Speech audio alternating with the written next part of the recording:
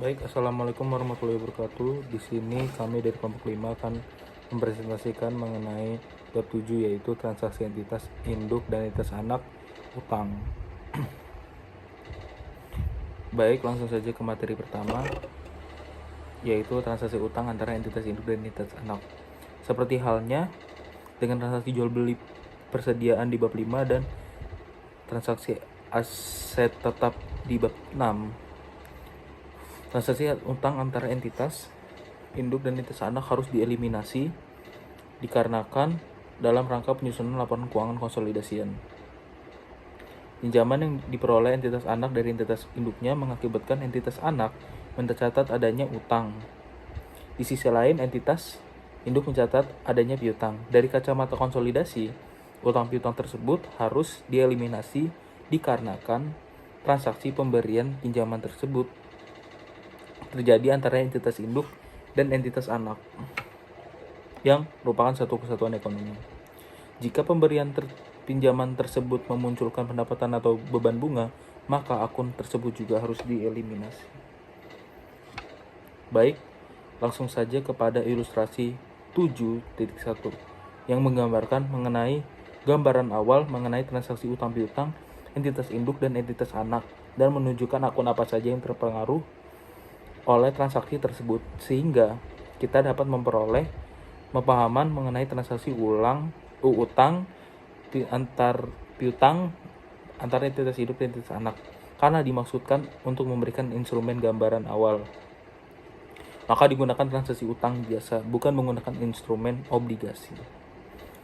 Sebagaimana berikut, yaitu bisa kalian lihat pada slide, yaitu PTP memiliki 100% PT saham PTS, yang dimana PTP memberikan fasilitas kredit pada PTS senilai 500 juta pada 1 Juli 2020.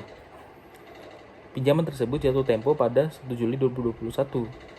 Dana tersebut akan digunakan PTS untuk membuka lini bisnis yang baru.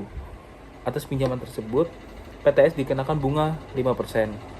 Bunga dibayarkan secara semesteran. Ilustrasi yang dapat digambarkan dalam slide berikut. Yang dapat seperti kita lihat bahwa PTP memiliki pendapatan bunga sebesar 12.500 atas pemberian fasilitas kredit kepada PTS senilai 500 juta. Lalu PTP memiliki piutang bunga sebesar 12.500 atas hal tersebut. Dan PTS setelah pemberian fasilitas kredit tersebut memiliki beban bunga sebesar 12.500 dan utang bunga sebesar 12.500. Baik, selanjutnya adalah pencatatan mengenai pemberian fasilitas kredit dari sisi PTP, yang dimana bisa kalian lihat pada slide berikut, yaitu pada 1 Juli 2020 terdapat jurnal piutang pada kas senilai 500 juta untuk mencatat pemberian fasilitas kredit pada PTS. Lalu pada tanggal 31 Desember 2020 dicatatkan adanya piutang bunga pada pendapatan bunga senilai 12.500, yang dimana jurnal ini dengan tujuan mencatat pendapatan bunga untuk periode 2020, yang dimana hasil perhitungannya adalah dari 5% dikali 6/12 kali 500 juta. Lalu kita akan melihat jurnal pencatatan dari sisi PT S, yang dimana hal ini mencatat pemberian terkait dengan fasilitas kredit tadi. Yang pertama ada pada tanggal 1 Januari 2020, yang dimana terdapat jurnal kas pada utang senilai 500 juta, yang dimana hal tersebut mencatat perolehan fasilitas kredit dari PTP. Lalu pada 31 Desember 2020 mencatat adanya pendapatan bunga untuk periode 2020 dengan perhitungan yang sama seperti pada sisi PTP. Lalu akibat dari pencatatan di atas bisa kalian lihat di slide ini, terdapat tabel yang dimana PTP dan PTS melaporkan akun-akun berikut untuk periode 2020. yang dimana PTP dari sisi PTP mencatat piutang sebesar 500 juta, mencatat piutang bunga sebesar 12.500.000 dan pendapatan bunga sebesar 2.500.000. Sedangkan pada PTS dicatat utang sebesar 500 juta, utang bunga sebesar 12.500.000 dan beban bunga sebesar 12.500.000. Oke, karena transaksi utang piutang yang terjadi antara PTP dan PTS yang merupakan kesatuan ekonomi, maka akun-akun di atas harus dieliminasi. Yang dimana sehingga dalam laporan posisi keuangan konsolidasian piutang dan piutang bunga PTP dan serta utang bunga dan beban bunga PTS itu tidak akan muncul. Begitu juga dengan pendapatan bunga PTP dan beban bunga PTS juga tidak akan muncul dalam laporan laba rugi konsolidasian. Transaksi pembelian obligasi langsung dari afiliasi.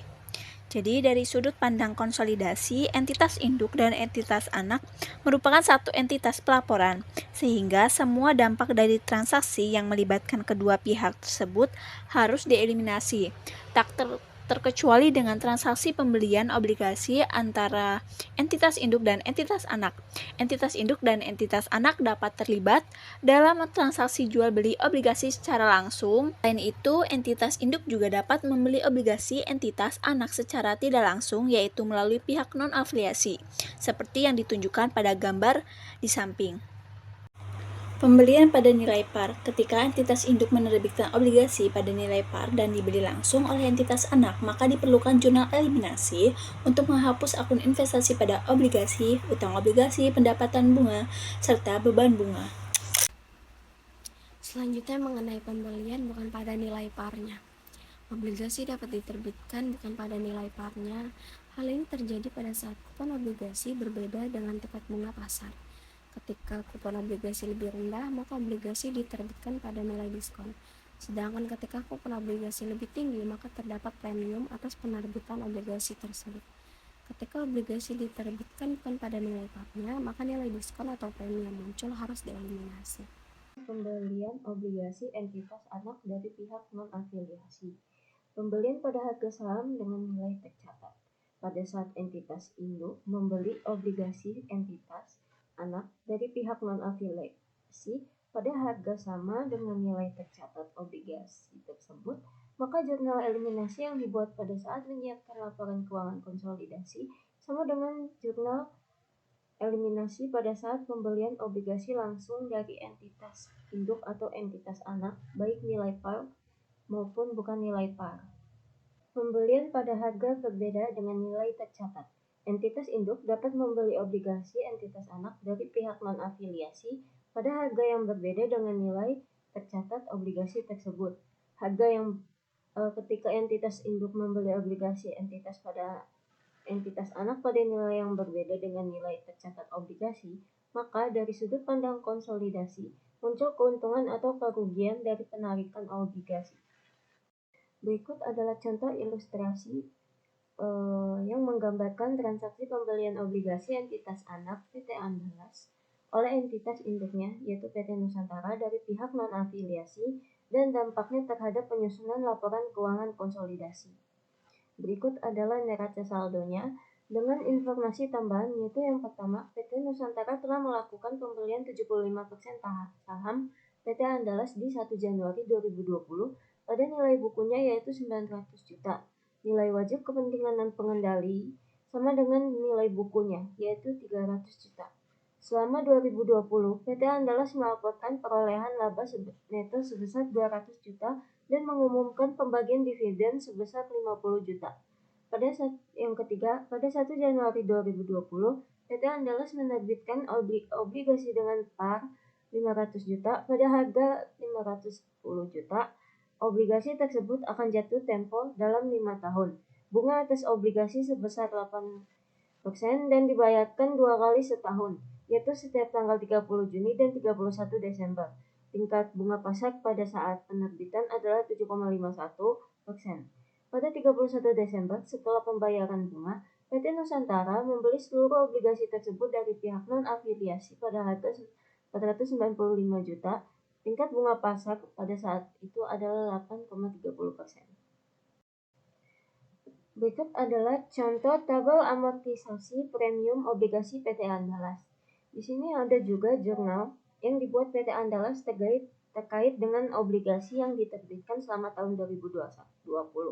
Yang pertama itu ada 1 Januari 2020 untuk mencatat penerbitan obligasi pada premium, 30 Juni 2020 untuk mencatat pembayaran bunga obligasi dan amortisasi premium obligasi, 31 Desember 2020 untuk mencatat pengakuan bunga obligasi terutang dan amortisasi diskon obligasi. Pada saat PT Nusantara melakukan pembelian obligasi PT Andalas dari pihak non-afiliasi, pencatatannya seperti pada 31 Desember 2020 yang investasi pada obligasi debit dan kas pada kredit. Itu untuk mencatat pembelian seluruh obligasi PT Andalas dari pihak non-afiliasi. Selanjutnya ada prosedur konsolidasi tahun pertama, yaitu 2020. PT Nusantara mencatat investasinya di PT Andalas dengan menggunakan metode ekuitas. Pencatatan yang dibuat oleh PT Nusantara selama tahun 2020 adalah seperti yang telah ditampilkan. Pertama, itu ada 1 Januari 2020 untuk mencatat pembelian saham PT Andalas. Yang kedua, itu ada 31 Desember 2020 untuk mencatat bagian PT Nusantara atas laba neto PT Andalas, yaitu 200 juta dikali 75%. Yang ketiga, itu ada juga di 31 Desember 2020 untuk mencatat bagian PT Nusantara atas dividen PT Andalas, yaitu 50 juta dikali 75%. Pembelian obligasi entitas anak oleh entitas induk dari pihak non-afiliasi dapat menimbulkan keuntungan penarikan obligasi dalam laporan keuangan konsolidasi. PT Nusantara membeli obligasi PT Andalas pada harga 495 juta, sedangkan nilai tercatat obligasi pada tanggal tersebut adalah 508.283.630 juta. Oleh karena itu, muncullah keuntungan penarikan obligasi dalam laporan keuangan konsolidasi. Besar keuntungan penarikan obligasi adalah 508.283.630 juta dikurang dengan 495 juta. Itu hasilnya 13.283.630. Keuntungan penarikan obligasi tersebut akan disajikan dalam laporan laba rugi konsolidasi atas keuntungan tersebut. Maka PT Nusantara akan mencatat penambahan investasi dan bagian laba dari entitas anak sebesar porsi kepemilikannya. Jurnal yang dibuat oleh PT Nusantara adalah pada tanggal 31 Desember 2020. Investasi pada PT Andalas itu di debit dan bagian laba atas PT Andalas itu di kredit. Ini untuk mencatat keuntungan penarikan obligasi. Selanjutnya ada tabel perhitungan jurnal eliminasi. Jurnal eliminasi 15E merupakan jurnal eliminasi dasar yang dibuat untuk mengeliminasi bagian laba dan dividen PT Nusantara dan kepentingan dan pengendalian serta investasi awal PT Nusantara di PT Andalas. Uang obligasi PT Andalas harus dieliminasi karena obligasi tersebut sekarang dimiliki oleh entitas induknya sendiri. Premium obligasi yang belum diamortisasi juga harus dieliminasi. Investasi pada obligasi yang dibukukan oleh PT Nusantara juga harus dieliminasi. Selain itu, jurnal eliminasi yang dibuat juga akan memunculkan keuntungan atas penarikan entitas anak.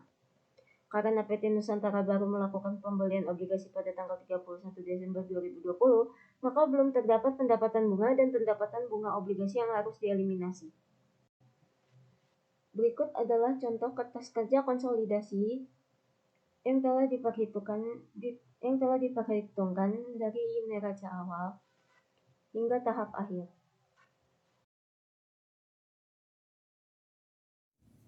Oke, selanjutnya adalah kesimpulan. Transaksi antara entitas induk dan anak-anak terkait dengan pemberian fasilitas pinjaman serta pembelian obligasi dapat memiliki implikasi yang kompleks dalam pencatatan akuntansi konsolidasi. Pemberian fasilitas pinjaman mengharuskan adanya eliminasi untuk menghilangkan transaksi antar kedua entitas, sedangkan pembelian obligasi bisa menghasilkan keuntungan atau kerugian penarikan yang akan mempengaruhi laporan keuangan konsolidasi.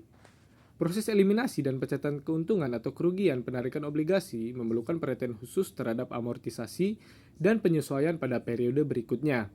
Selain itu, pembelian obligasi dengan harga di atas atau di bawah nilai tercatatnya akan mempengaruhi keuntungan atau kerugian yang diakui. Dengan demikian, pemahaman yang baik tentang prosedur pencatatan dan dampaknya terhadap laporan keuangan konsolidasi sangat baik entitas induk dan anak. Cukup sekian dari presentasi kami yang bisa kami jelaskan. Apabila kami ada salah kata, kami mohon maaf. Kami akhiri. Wassalamualaikum warahmatullahi wabarakatuh.